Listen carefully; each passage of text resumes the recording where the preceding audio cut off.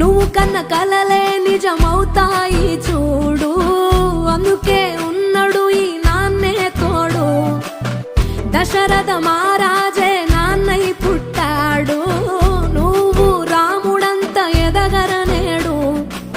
చరితలు ఎన్నడు చూడని మమతల గూడే వీధిరో, సంపద అంటే ఏదో కాదురో, ఇంతకు మించి